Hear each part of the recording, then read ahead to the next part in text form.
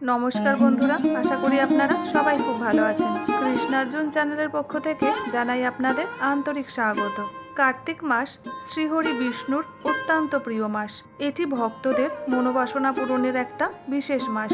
এই পবিত্র কার্তিক মাসে এই প্রাণীগুলো যদি বাড়িতে আসে তাহলে অবশ্যই সতর্ক থাকবেন।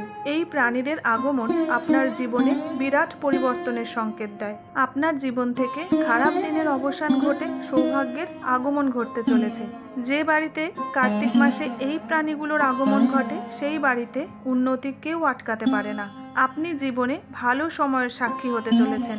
কার্তিক মাসে যদি এই প্রাণীগুলো আপনার বাড়িতে আসে বা এই সংকেতগুলো আপনি পান তাহলে একদমই অবহেলা করবেন না।